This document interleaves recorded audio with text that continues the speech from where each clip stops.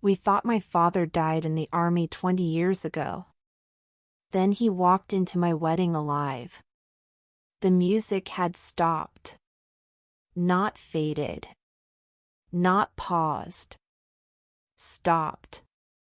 Like someone had ripped the sound out of the air. Guests were whispering. Some stood. Some stared. I was standing at the altar, my hands shaking around the bouquet, veil pinned in place, everything perfect, until that very moment. He stood at the back of the hall, framed by the doorway. Wearing a faded uniform. Eyes sunken. Face older, but unmistakable. It was my father. 20 years ago, we buried an empty coffin.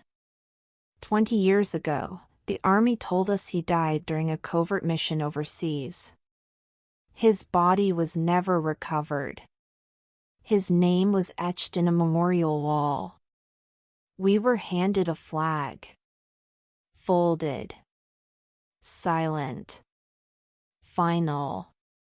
And now here he was, alive. He stepped forward. My mother gasped behind me. My uncle stumbled back into a chair. The priest dropped his book. And I didn't move. Because the man who disappeared before I ever turned 7. The man I mourned. Dreamed of. Wrote letters to long after he was gone. Had just walked into my life on the day I promised to give it to someone else. He said nothing at first. Just looked at me. Eyes full of something between guilt and awe. And then, I didn't know if I'd ever see you again. The hall was silent.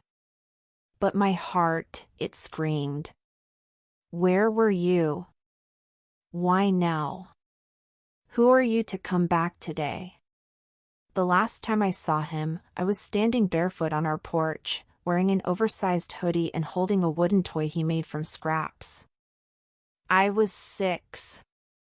He knelt down, kissed my forehead, and said, "I'll be back before you finish 2nd grade. Be good, my little sergeant." He never came back. 2 army men came to our door 6 months later. One held a folder. The other held a flag. Captain Safe went missing in action. Presumed Kia. No remains recovered. My mother collapsed. I remember screaming. But I also remember not really understanding what death meant. Not then. Not fully. In the years that followed, life became survival. My mother sold her jewelry to keep the house. My uncle helped us with groceries. And I learned quickly that grief wasn't loud, it was slow, silent, and always watching. Every birthday, I imagined him walking in with a cake. Every Eid, I set an extra plate.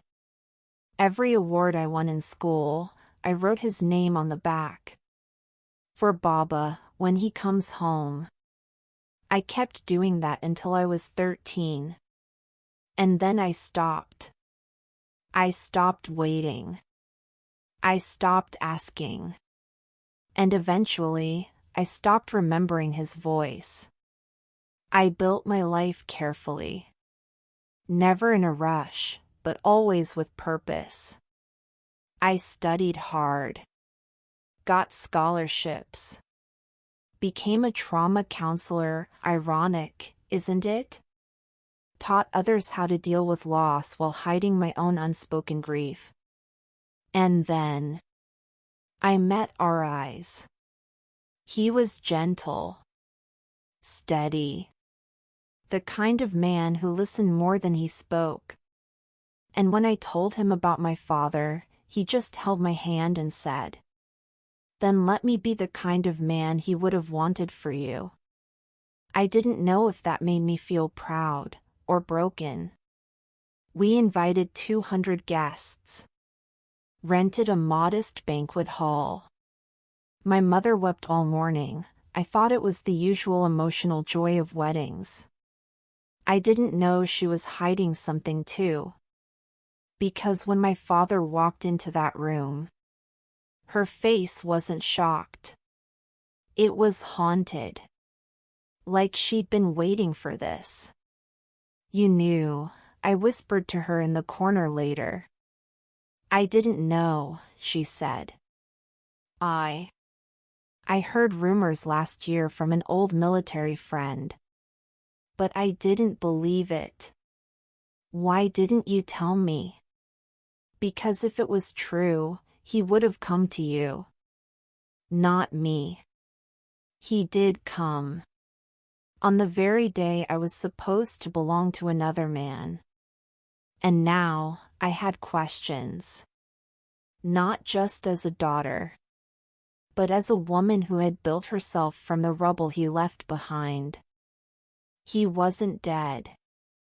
But what he told me that night made me wish he had been. The wedding ended without a ceremony.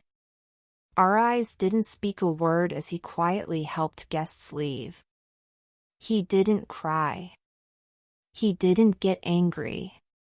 But I saw it in his face, the weight of being sidelined by a man I barely knew anymore. My father stood awkwardly in the empty hall, near the buffet trays. He hadn't touched a thing. Not even water. Like he didn't belong there, and knew it. He finally looked at me. "I understand if you never want to see me again." I stared at him for what felt like an hour. "Then why did you come?" He swallowed. "Because I didn't die, no matter how much I tried to live like I had." That night, we sat in an empty room, just the two of us. No guests. No wedding. Just broken time. He placed a small envelope in front of me. Inside was his dog tag, and an old photo of me, around 6 years old, sitting on his lap.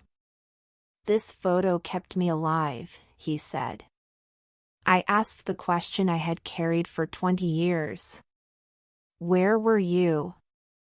He leaned back, eyes heavy. "My unit was captured during a mission in the mountains. Most of us died. A few of us escaped, but not home, just to more hell." He paused. "We crossed borders. Hunted like ghosts. Lived in shadows. No IDs, no contacts, no way to prove we were even alive." "Then why didn't you reach out when you finally could?" He exhaled, deep and broken. "Because I was ashamed. I didn't come home a hero. I came home a wreck." He wasn't just physically thin. He was hollow. He told me about the 6 years he lived in refugee zones. About the forged names. The surgeries without anesthesia. The nights he'd scream in his sleep until someone beat him quiet. When I made it back, the army had declared me dead. Your mother had moved on. You were in high school. I saw photos on social media. So you just watched? I was scared. I thought, maybe you were better without me. I stood up. You let me grow up thinking I was abandoned. Not even dead, abandoned. You didn't write, call, leave a message. Nothing. I know, he said. Every year that passed, it became harder to imagine walking back. Until today. Then why today?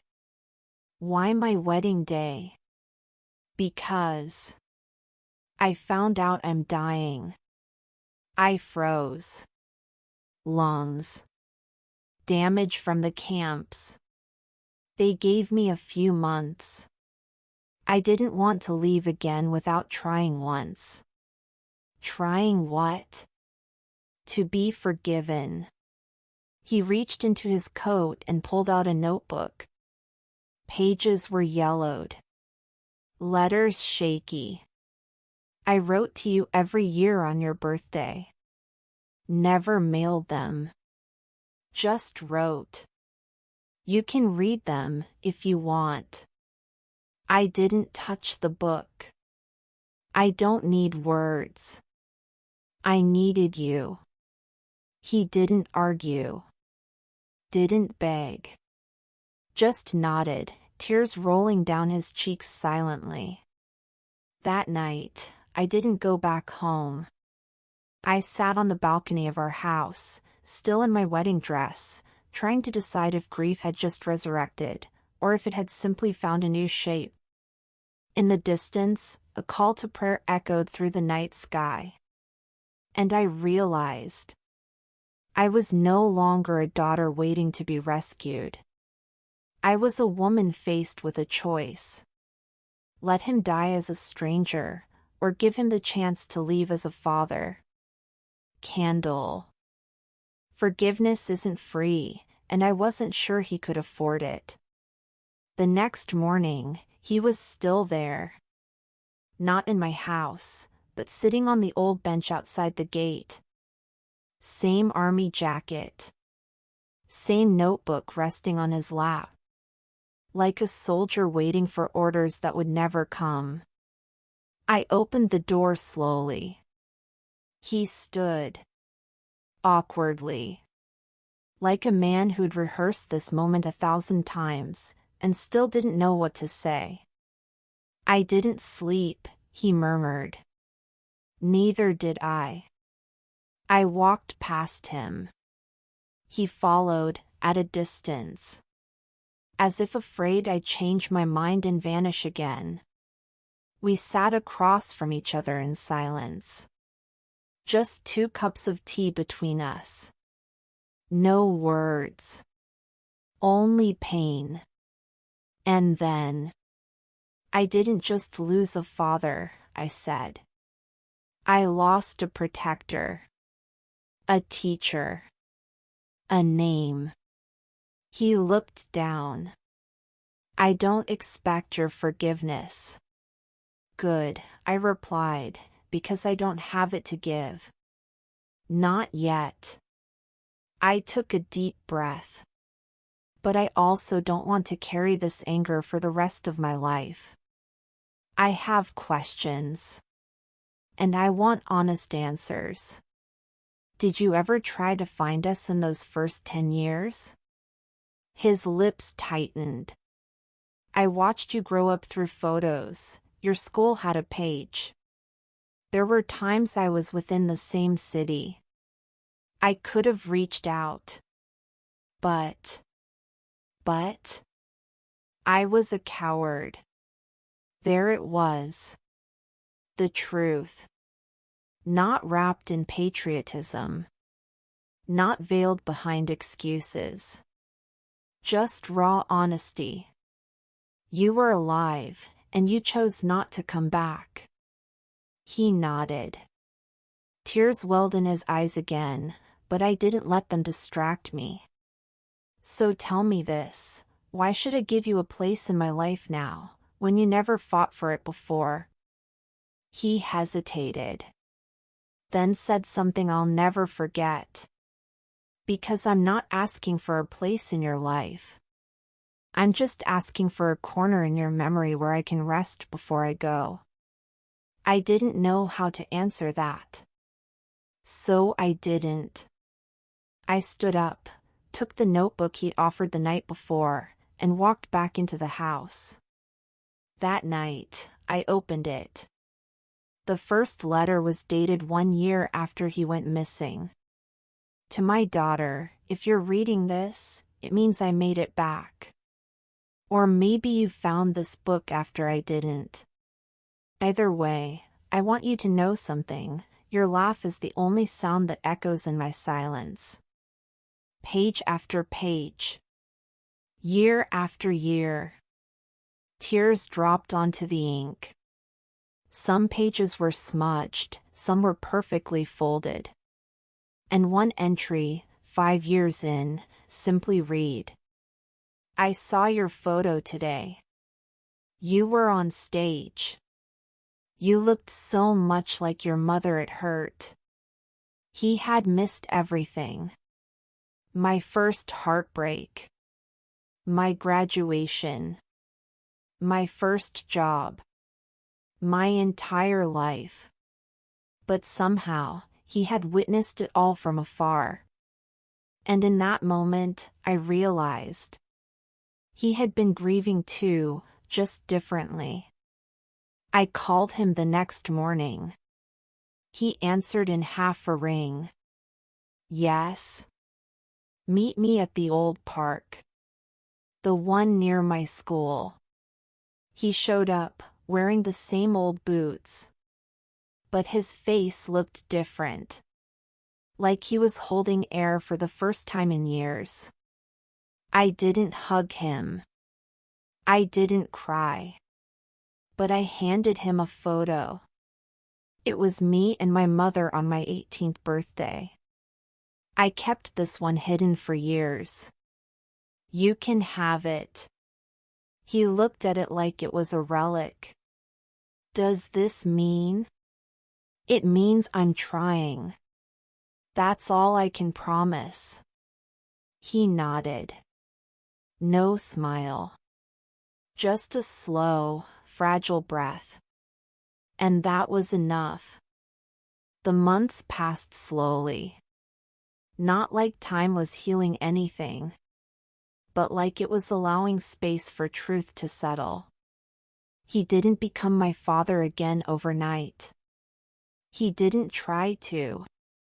He stayed at a quiet veterans center in the hills, away from the city, away from the noise. We spoke once a week. Short calls. Mostly about the weather, books, and things he'd written. Nothing too deep. Not yet. But something inside me softened. Not into trust. Not into comfort. But into acknowledgement.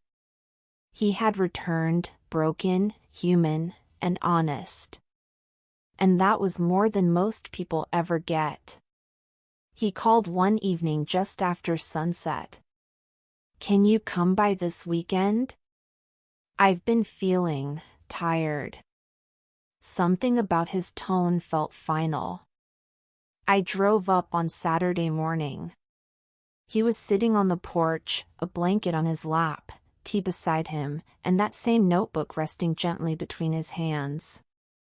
"You look stronger," I said. "That's what dying men say when they don't want their daughters to worry." He smiled weakly. He handed me an envelope. "Don't open this until after."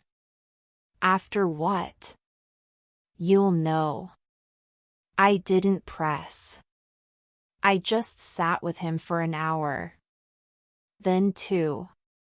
We spoke about everything and nothing. As I stood up to leave, he looked at me. "You're the strongest person I've ever known." "You didn't know me," I whispered. "I do now." That was the last time I saw him alive. He passed in his sleep 3 days later. Peacefully. Quietly. And this time, there was a body. This time, there was a goodbye. It took me 2 days to open it. Inside was a folded photo of him, holding me as a baby. A map with a red dot near an old military base. A flash drive. And a final letter. "My dearest daughter. I spent 2 decades dying inside from the shame of not being your father. I couldn't fix the past. But I wanted to leave something behind that might carry the best of me forward, not my absence, but my presence. I recorded a message for you. It's on this drive. I hope you'll play it when you're ready, not to forgive me, but to know me. The map leads to a cabin. It's small, but it's yours. It's the only place that kept me alive when I thought I had nothing left. It's the only thing I can leave behind. Love. Baba. I played the audio 2 days later. His voice, soft, steady, raw. He talked about watching me grow from a distance. The day he saw me graduate, anonymously in the crowd. The first time he cried after realizing I didn't remember his laugh. And then he said, "If there's anything I did right in this life, it was loving you, even if I failed you." I didn't cry. I just closed my eyes and let that voice wrap around me one final time. I went to the cabin 2 weeks later. It was small, wooden, quiet. Inside were old books, stacked letters, a wall covered in my photos, cut from newspapers, school websites, old blogs, and one shelf labeled, "If she ever comes back." It had toys, a scarf, a half-finished book he was writing, titled "The Girl Who Waited Too Long." I sat on the floor, and finally, I cried. Sometimes forgiveness doesn't look like hugging the person who hurt you. Sometimes, it's just letting them go, without hate. He wasn't the father I dreamed of. He wasn't the hero I imagined. But he came back. And when he left again, this time, it was on my terms. Now, I visit that cabin once a year. Not to mourn, but to remember. Not what I lost, but what I chose to carry forward.